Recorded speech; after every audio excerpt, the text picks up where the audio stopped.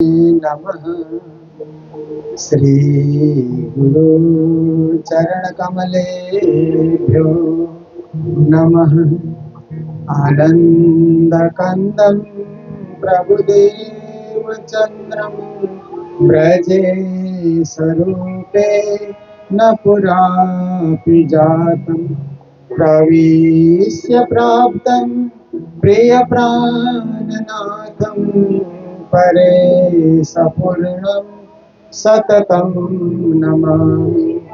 ब्रह्मप्रियाय गरणाय जात सर्वस्वमाता भवसिन्धुत्राता विज्ञानदाता निजधर्मदाता दिनैकबन्धो शरणं प्रपद्ये। दिनैकबन्धो शरणं प्रपद्ये। मंगल कृष्ण प्रणाम है, मंगल धर्म प्रकाश, मंगल सुंदर साथ है, मंगल धाम उजास है, मंगल सुंदर साथ है, मंगल धाम उजास है। बोलो वृंदावन बिहारी लाल की जय। श्री सद्गुरु महाराज की जय। श्री प्राणनाथ प्यारे की, महारानी बाईजुराज की, महाराजा छत्रसाल की, गुरु जी मंगलदास महाराज की, श्री कृष्ण प्रणामी धर्म की, हिंदू सनातन धर्म की, तीनों पुरी धाम की, सर्व सुंदर साथ की। मधुर मधुर नाम राज श्यामा राज श्याम, मधुर मधुर नाम राज श्यामा राज श्यामा राज श्याम जय राज श्यामा राज श्याम, राज श्यामा राज श्याम जय राज श्यामा राज श्याम, मेरे राज श्यामा राज श्याम, राज श्यामा राज श्याम, श्री राज श्यामा राज श्याम, राज श्यामा राज श्याम। मधुर मधुर नाम राधे कृष्ण राधे श्याम, मधुर मधुर राधे कृष्ण राधे श्याम, मधुर मधुर नाम राधे कृष्ण राधे श्याम, मधुर मधुर राधे कृष्ण राधे श्याम, राधे कृष्ण राधे श्याम जय राधे कृष्ण राधे श्याम, राधे कृष्ण राधे श्याम जय राधे कृष्ण राधे श्याम, मेरे राधे कृष्ण राधे श्याम, राधे कृष्ण राधे श्याम, श्री राधे कृष्ण राधे श्याम, राधे कृष्ण राधे श्याम। मधुर मधुर नाम राज श्यामा राज श्याम, मधुर मधुर नाम राज श्यामा राज श्याम, मधुर मधुर नाम राधे कृष्ण राधे श्याम, मधुर मधुर राधे कृष्ण राधे श्याम, राज श्यामा राज श्याम, राज श्यामा राज श्याम, श्यामा राज श्याम, श्री राज श्यामा राज श्याम। सतगुरु महाराज की जय। आज यहाँ प्रयागराज के इस पावन भूमि में महाकुंभ के इस महापर्व पर श्री कृष्ण प्रणामी विश्व धर्म संगम इस पंडाल में हम सब उपस्थित होकर के पूर्ण ब्रह्म परमात्मा अक्षरातीत के यश और कीर्ति का गान करने जा रहे हैं। देखिए, महाकुंभ का पर्व समस्त हिंदू समाज को एक करता है, समस्त सनातन परंपरा को एक ही क्षेत्र में लाता है। ऐसे महापर्व को महाकुंभ कहा जाता है। तो देखिए, हमारे इस पंडाल को सुंदर रीत से सजाने में, तैयार करने में परम आदरणीय महामंडलेश्वर श्री नारायण स्वामी जी महाराज और उनके साथ साथ हमारे धर्म प्रचारक श्री प्रयास आर्य रसिक जी और गीतांजलि जी, डॉक्टर शिव मंगल राम जायसवाल जी, चंद्रमा प्रसाद जी और भी बहुत सारे हमारे प्रयागराज के धर्म प्रेमी सुंदर साथ जो श्री कृष्ण प्रणामी मंदिर मीरापुर प्रयागराज में रहते हैं, सभी का सहयोग, सभी का प्रयास और सभी के इस पावन पर्व को सुंदर बनाने के लिए समयदान, ये कार्यक्रम हम लोग ऐसे देखा जाए तो श्री प्राणनाथ जी महाराज के समय से ही करते आ रहे हैं। विक्रम संवत 1735 से तब से ही हमारे कुंभ मेले के साथ जुड़ाव हो गया, जब प्राणनाथ जी महाराज कुंभ में पधारे। और जब जब भी हरिद्वार में महाकुंभ का मेला पड़ा और प्रयागराज में महाकुंभ का मेला पड़ा तो हम बढ़ चढ़ करके भाग लेते हैं और 1.5 महीने तक अपना कार्यक्रम प्रस्तुत करते हैं अलग अलग कथाकारों के द्वारा। तो इस बार का कार्यक्रम, इस बार की कथा जो प्रथम सप्ताह में आज से प्रारंभ करने जा रहे हैं, हमारे कैमरी से पधारे हुए श्रीमद् भागवत कथाकार, अत्यंत मधुर ध्वनि के मालिक भी हैं, सुंदर भजन भी गाते हैं, सुंदर कथा भी करते हैं और एक सुंदर आश्रम का संचालन भी करते हैं श्री राजदास जी महाराज और उनके साथ उनके संगीत की मंडली, पूरी टीम जो यहाँ अपने सुमधुर कंठ से आप सबको परमात्मा के यश और कीर्ति सुनाएंगे गायन विद्या के द्वारा। और हमारे बीच आज पद्मावतीपुरी धाम पन्ना से यहाँ हम सब के बीच पधारे हुए हैं पुजारी नरेश शर्मा जी, तो उनका भी हम स्वागत करते हैं। और हमारे महंत प्रभु दयाल जी भी जो बिलानी दमोह से यहाँ पर पधारे हुए हैं, उनका भी स्वागत करते हैं। और हमारे पुजारी जी पवन जी, उनका भी हम लोग खूब स्वागत करते हैं। और सभी आप सभी सुंदर साथी जो प्रयागराज से, हरियाणा से, नेपाल से और सिलीगुड़ी से, अन्य क्षेत्र से भी आप यहाँ पर पधारे हुए हैं, आप सभी सुंदर साथ को आज मंगल प्रारंभ के दिन में मंगल प्रणाम करते हुए हम लोग आज के इस सुंदर कार्यक्रम को शुभारंभ कर रहे हैं। तो देखिए, हम लोग ये संक्रांत के आसपास हम लोग कार्यक्रम को शुभारंभ करने जा रहे हैं, तो थोड़ा ठंडा होना, थोड़ी बरसात होना स्वाभाविक है। ये आज के दिन ही ऐसा हुआ, ऐसी बात नहीं है।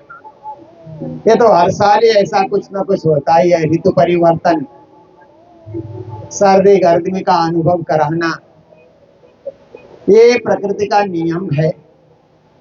प्रकृति अपना काम करती रहेगी, परंतु परमात्मा के भक्त अपनी भक्ति में, सेवा में सदा लीन रहते हैं, सदा सदा उनकी भक्ति करते हैं। ठंडी लगे, गर्मी लगे, धूप हो, वर्षा हो, कोई भी मौसम हो, कोई भी ऋतु हो श्याम, पीऊ पीऊ करी रे पुकारूं। प्राणनाथ जी ने भी कहा कि हम तो 6 ऋतुओं में अपने पीऊ को पुकारते रहेंगे, अपने पीऊ का स्मरण और भजन हम सदा सदा करते रहेंगे। तो देखिए, महाकुंभ का मेला ये हिंदू धर्म का सबसे बड़ा मेला माना जाता है। इतना ही नहीं, विश्व में धार्मिक मेलों में महाकुंभ का मेला सबसे बड़ा माना जाता है। इतना बड़ा मेला किसी धर्म में लगता ही नहीं जो महाकुंभ के रूप में प्रयागराज में आज ये बड़ा मेला लग रहा है। गंगा जी के तट पर, यमुना जी के तट पर, संगम क्षेत्र में इतना बड़ा मेला लग रहा है। तो इस मेले को प्रशासन के माध्यम से उत्तर प्रदेश सरकार के द्वारा, केंद्र सरकार के द्वारा भी, उत्तर प्रदेश सरकार के द्वारा भी और यहाँ के माननीय हमारे मुख्यमंत्री जी योगी जी के प्रयास द्वारा और सारे सरकारी जितने भी भिन्न भिन्न विभागों में जितने भी कर्मचारी नियुक्त हैं, मेला अधिकारी नियुक्त हैं, उन सब के सब प्रयास से ये कार्यक्रम और हमारे बहुत सारे अखाड़े के महामंडलेश्वर, महंत आदि आदि सभी के सब प्रयास से ये मेला सुंदर सजा हुआ है।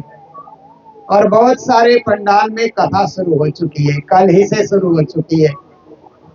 कई पंडाल बन भी रहे हैं और कई पंडाल बनकर तैयार हो गए हैं। सब जगह कथाएं चल रही हैं और अपने अपने इष्ट के यश को गाया जा रहा है, अपने अपने भाव और भक्ति को परमात्मा के चरणों में प्रस्तुत किया जा रहा है। तो कभी कभी लगता है कि हम धर्म के मेले में आ गए। और यहाँ आकर के जिस किसी पंडाल में आप देखते हैं वही भक्ति हो रही है, भजन हो रहा है, कथा हो रही है, चर्चा, वार्ता, योग, प्राणायाम, न जाने धर्म के सारे जो विधाओं को इस महाकुंभ के मेले में एक साथ देखने का मौका मिल जाता है। तो यात्रीगण जब आना प्रारंभ करते हैं, कल से यात्रीगण आएंगे, आज रात से ही बहुत सारे यात्री आएंगे और संगम में स्नान करेंगे। सरकार ने ये अटकल लगाया है कि पूरे ये महाकुंभ के मेले में लगभग 40 करोड़ भक्तजन यहाँ पर आएंगे और यहाँ स्नान करके अपने अपने घर को वापस जाएंगे। तो प्रतिदिन के हिसाब से आप देखेंगे तो भी कितने भक्त आएंगे और विशेष स्नान के दिन में तो यहाँ बड़ी भीड़ लग जाती है। तो ये सब पावन पर्व है, आत्म कल्याण का पर्व है और जीवन को सफल बनाने वाला पर्व है। महाकुंभ के विषय में आप लोग सब जानते ही हैं कि जब देव और दानव का युद्ध हुआ तो उस समय 14 रत्न समुद्र के मंथन करने से 14 रत्न निकल कर आते हैं। तो कुछ देवता लोग लेते हैं, कुछ दानव लोग लेते हैं। पर जब धन्वंतरी अमृत का कलश लेकर के, कुंभ तो कलश को कहा जाता है, तो धन्वंतरी जी अमृत का कलश लेकर के जैसे ही प्रकट हुए तो दानवों ने कहा कि अमृत का पान हम लोग करेंगे। देवता लोग कहने लगे इसका पान हम लोग करेंगे। दोनों में छीना झपटी होने लगी। अब दानव लोग पिएंगे तो वो अमर हो जाएंगे, दानव अमर होंगे तो दुनिया का संहार होगा, दुनिया का पतन होगा, दानवी वृत्ति का विस्तार होगा। और देवता लोग पान करेंगे तो दैव वृत्ति का विस्तार होगा। इसलिए देवताओं को ही अमृत पीना है। परंतु दानव भी कम नहीं थे छीना झपटी में।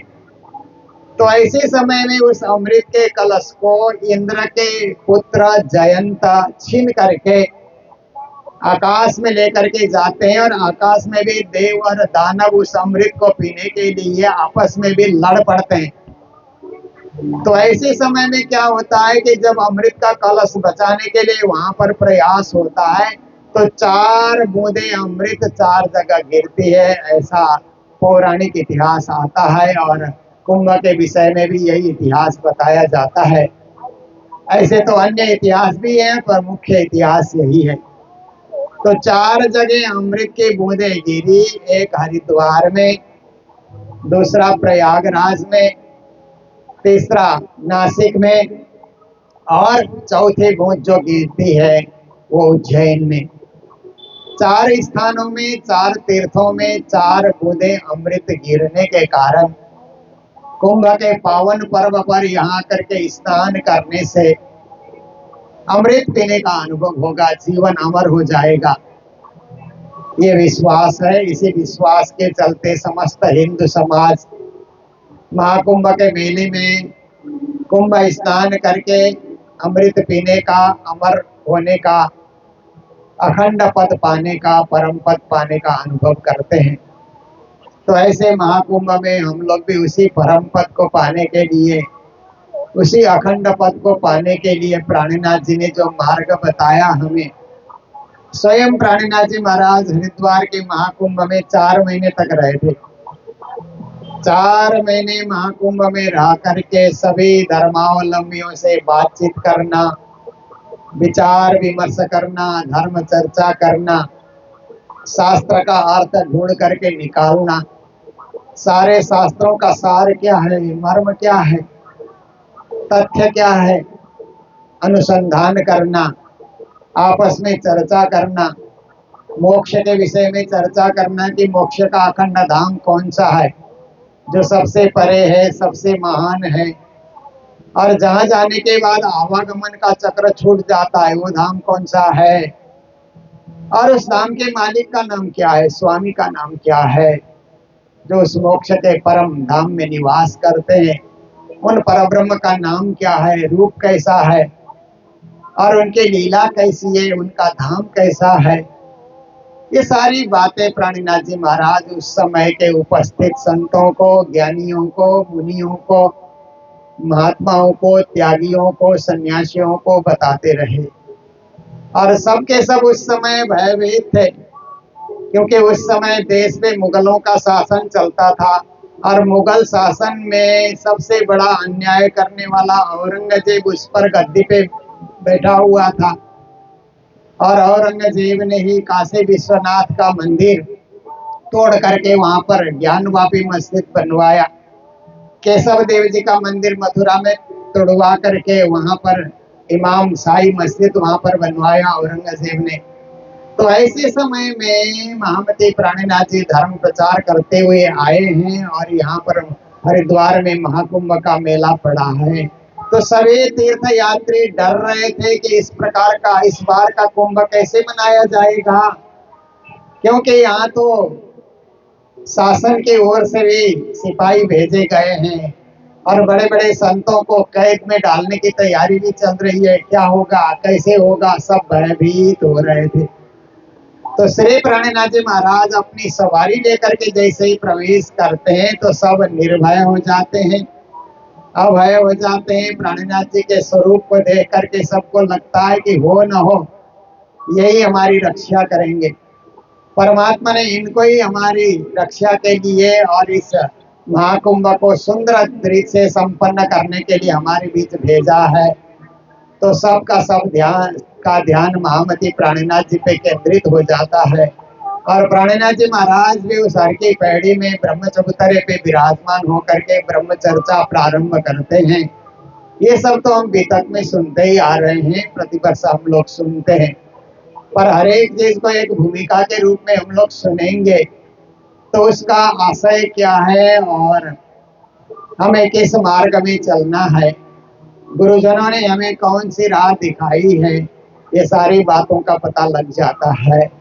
तो प्राणनाथ जी महाराज की कृपा, ऐसे तो हम सब हिंदू धर्म से जुड़े हुए, संप्रदाय सबके अलग अलग हैं, परंतु सबका जुड़ाव हिंदू धर्म से है। जहाँ हिंदू शब्द आता है, सनातन शब्द आता है, तो सब एक हो जाते हैं, क्योंकि उसी सनातन के परिपाटी में, उसी सनातन के परंपरा में सारे संप्रदाय दीक्षित हैं और अपने अपने ढंग से प्रचार प्रसार करते हैं, परंतु सबका मूल यही है कि हिंदुत्व की रक्षा हो, हिंदू संस्कृति बचे, हिंदू धर्म बचे, हिंदुस्तान बचे।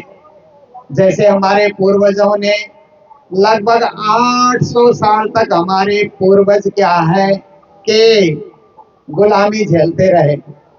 विदेशियों ने शासन किया, विदेशी लुटेरे आए और इस देश को लुटा ही नहीं, यहाँ के सत्ता को भी उन्होंने हथिया लिया और उसके बाद स्वयं शासन में बैठे और यहाँ की जनता को उन्होंने चाकर बनाया, गुलाम बनाया, शासन करते रहे, धर्म परिवर्तन करते रहे।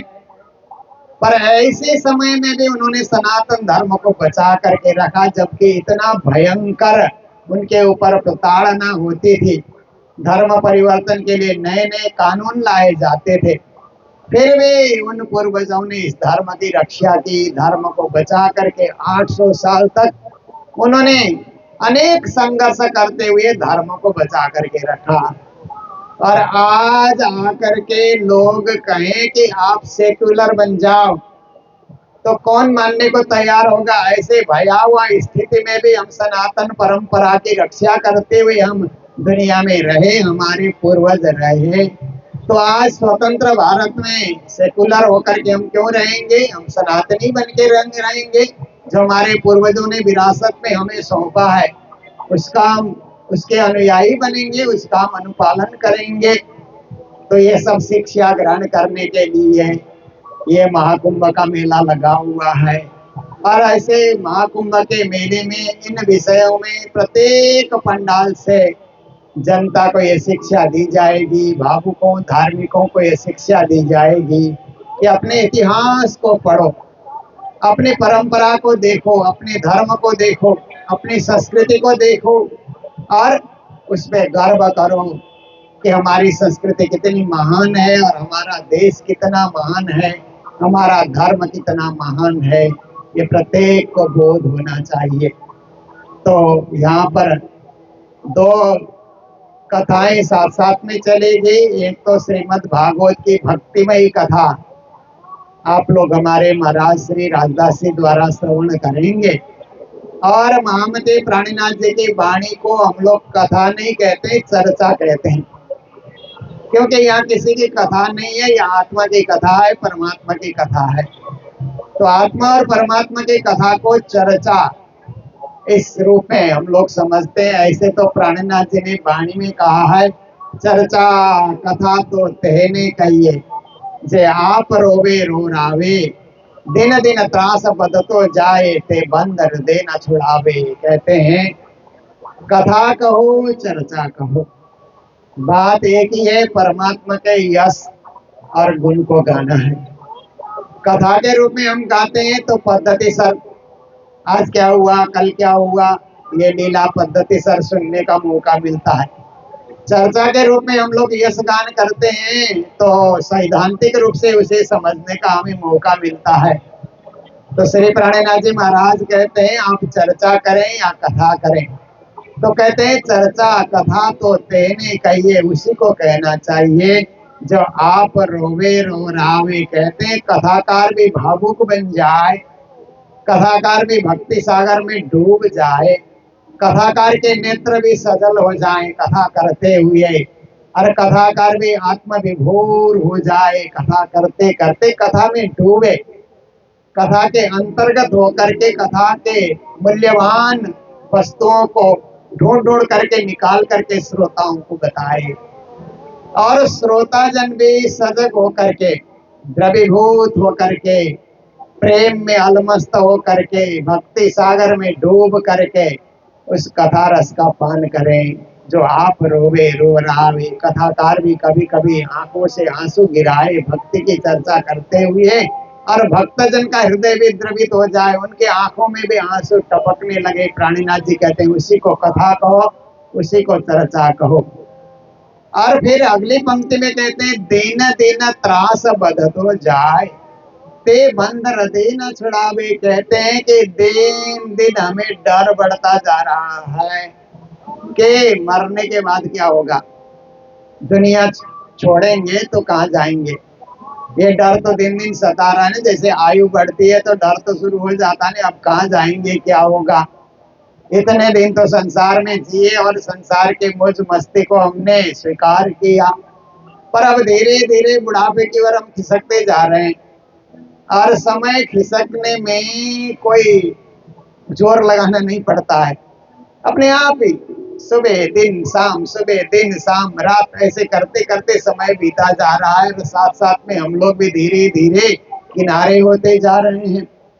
तो प्राणीनाथ जी कहते हैं जब व्यक्ति किनारे की तरफ जाता है तो कहते हैं ना कि जब बुढ़ापे आती है तो मरघट की याद आती है। कहते हैं ना बुढ़ापे में फिर मरघट के वो मृत्यु के स्थान की याद आने लग जाती है, जहाँ लोगों को जलाया जाता है, दफनाया जाता है, वो जगह याद करने लग जाते हैं।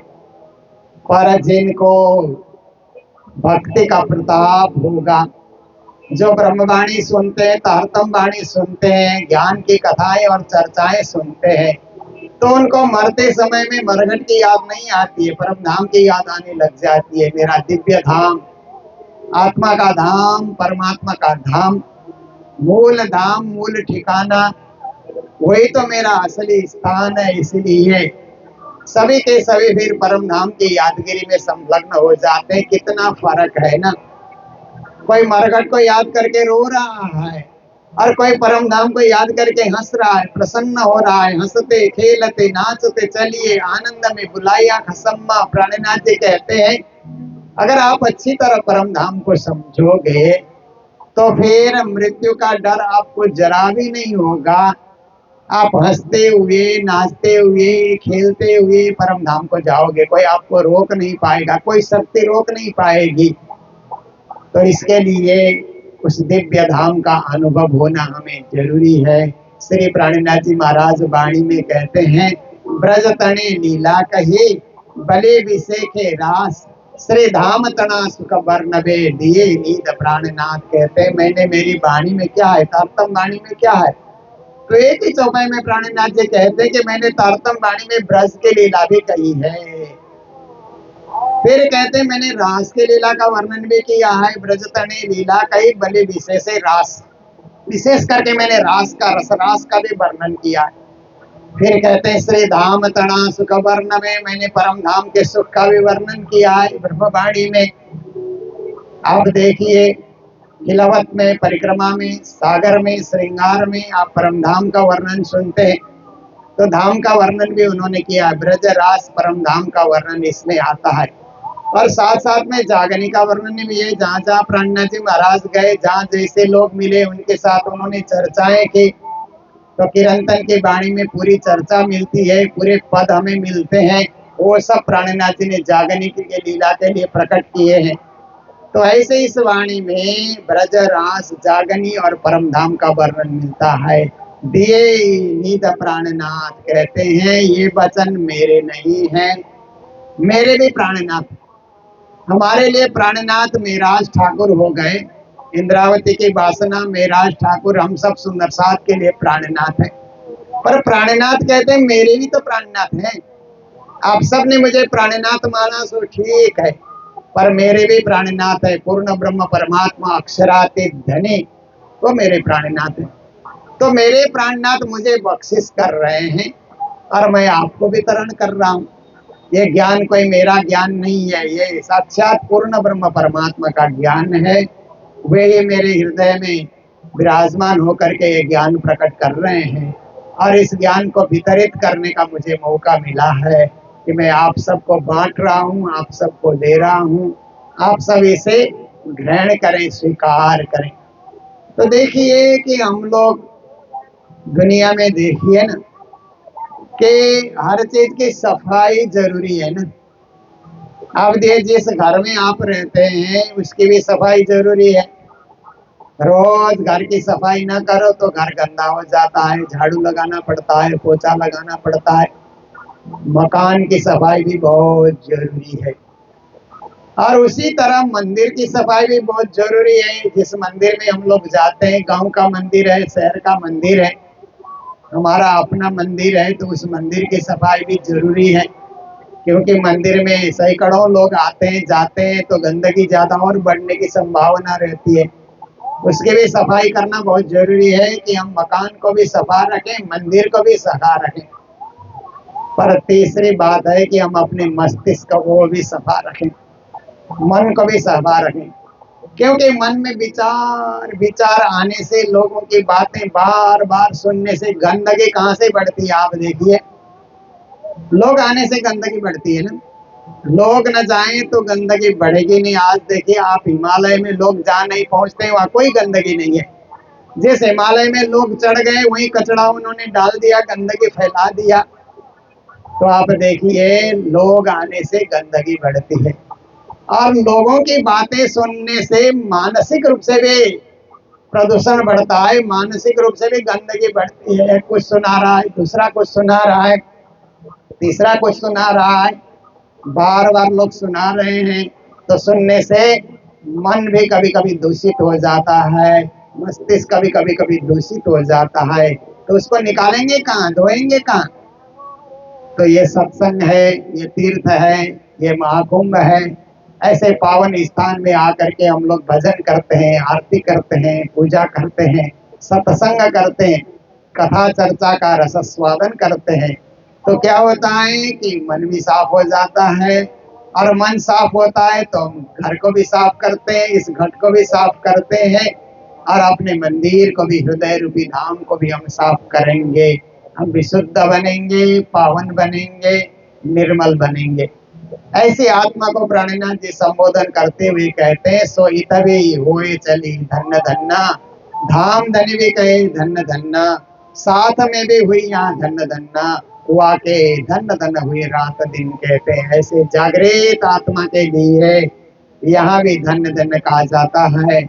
स्वयं पूर्ण ब्रह्म परमात्मा भी धन्य हो ऐसा कहने लग जाते हैं, और सुंदर साथ की मंडली में भी हम धन्य धन्य ऐसे हो जाते हैं, उनके रात दिन धन्य धन्य हो जाते हैं जो जागृत आत्माएं होती है। ऐसे ही जागृत आत्मा जागे हुए, जागने के द्वारा परिपक्व हम लोग बनने की कोशिश करें। तो आज भूमिका के रूप में ही कुछ चौपाइयां मैंने आपके समक्ष रखी है। मैं प्रतिदिन यहाँ पर वाणी चर्चा के रूप में कुछ ज्ञान की बातें, भक्ति की बातें, वाणी का ही रहस्य आपके समक्ष उजागर करने का प्रयास करूंगा। तो अभी इतने में ही रखते हैं, और महाकुंभ के लिए, प्रणामी पंडाल के लिए कुछ भंडारे की सेवा भी हमारे बीच आती है।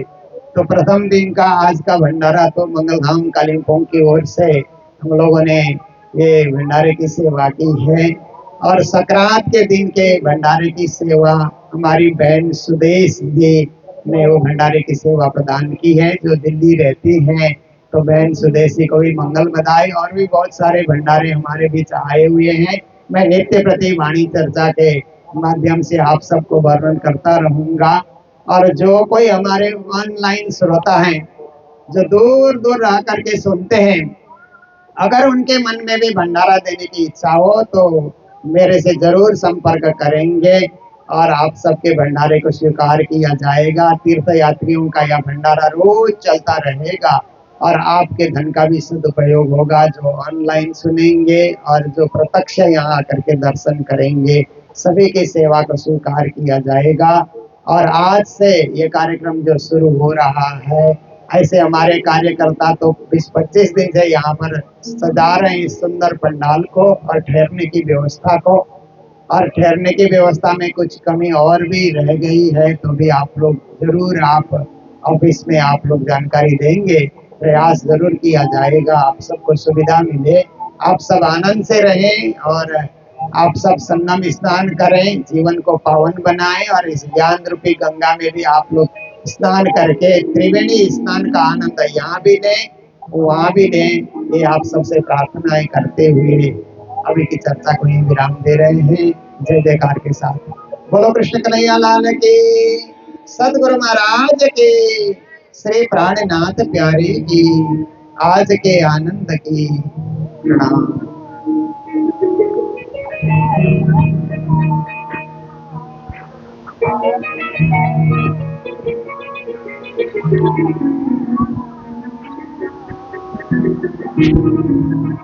कृष्ण कन्हैया लाल की।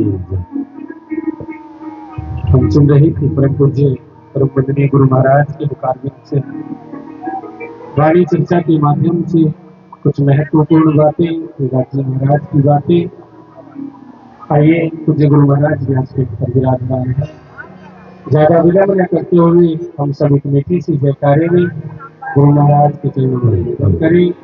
प्रथम दिवस सुंदर श्रीमद् भागवत कथा मंगलाचरण हम सबको सुनाकर हम सबका उद्धार करें, हम सबका बेड़ा पार करें। बोलिए कृष्ण कन्हैया लाल की।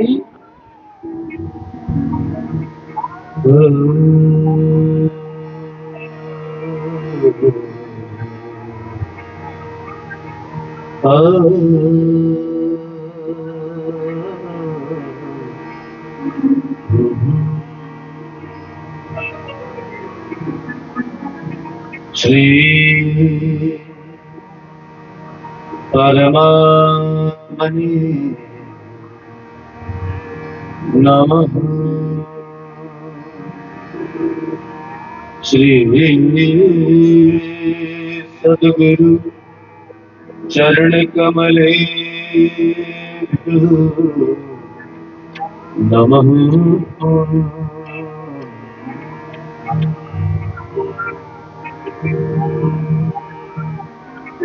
सच्चिदानंद रूपाय विश्वोत्पत्त्यादिहेतवे तापत्रय विनाशाय श्रीकृष्णाय वयं नमः। अखंड मंडलाकारं व्याप्तं तत्पदं दर्शितं येन तस्मै श्रीगुरवे नमः। नमो विज्ञानरूपाय परमानन्दरूपिणे कृष्णाय गोपीनाथाय गोविन्दाय नमो नमः। जन्मादिस्यतो वयादितरतस् चार्थेष्वभिज्ञस्वरा तेने ब्रह्महृदायादिकवये मुह्यन्ति यत्सूरय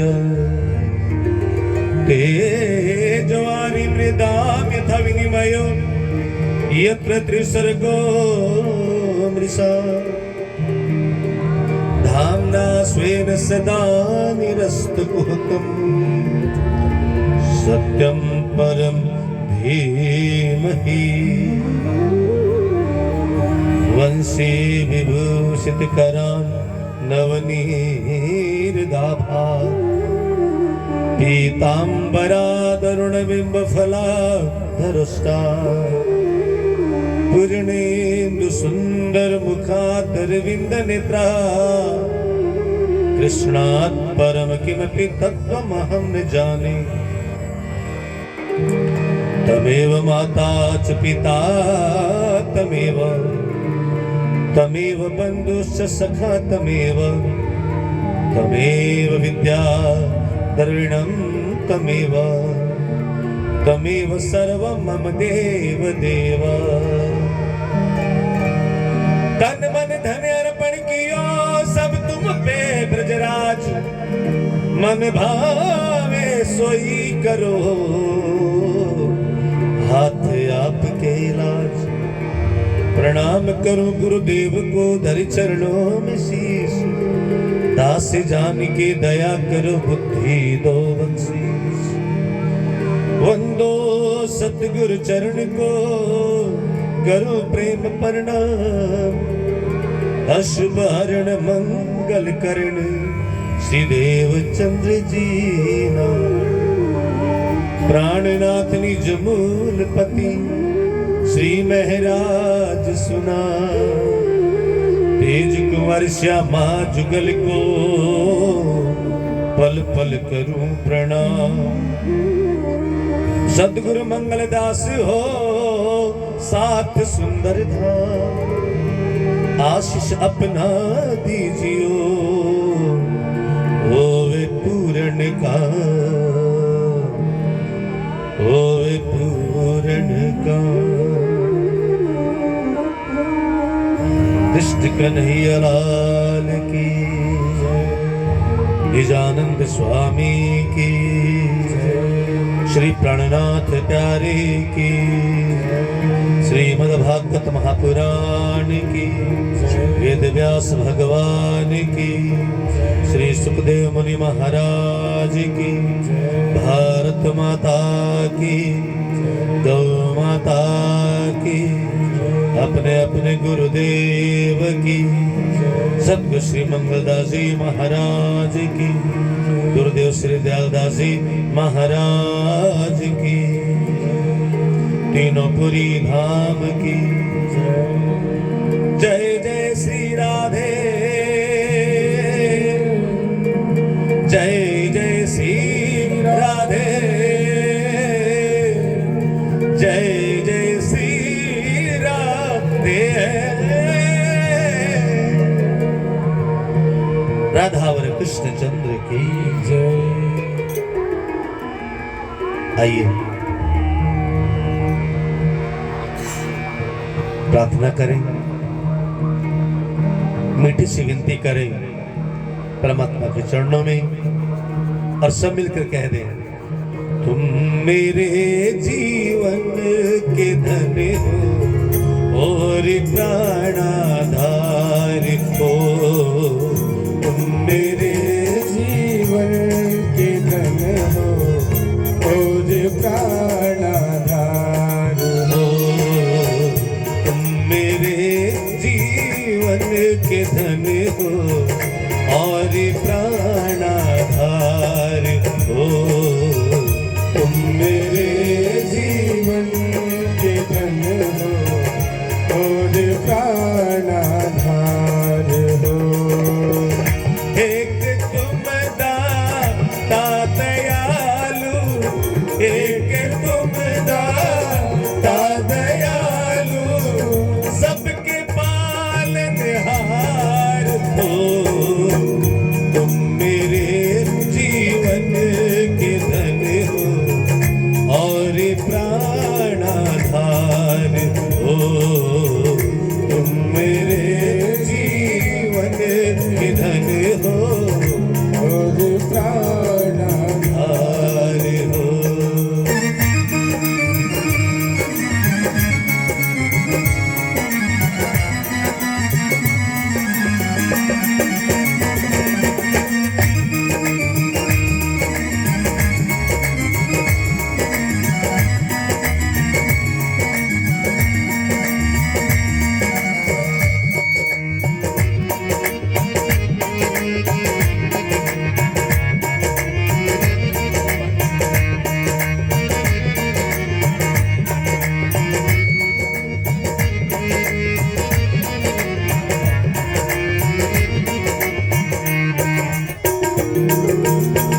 जागते सोते कभी भी मैं तुम्हें भूलूं नहीं, जागते सोते कभी भी मैं तुम्हें भूलूं नहीं, ओ जागते सोते कभी भी मैं तुम्हें भूलूं नहीं, जागते सोते कभी भी मैं तुम्हें भूलूं नहीं, ऐसी करुणा करी तो भगवन, ऐसी करुणा करी तो भगवन, हमसे बेड़ा पार हो, तुम मेरे जीवन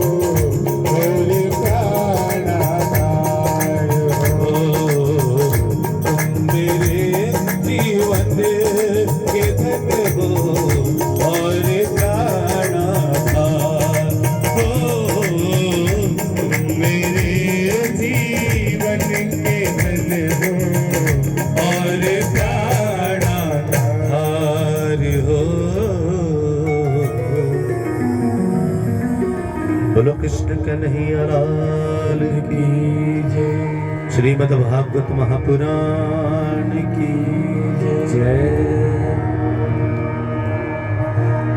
हृदयस्थ विराजमान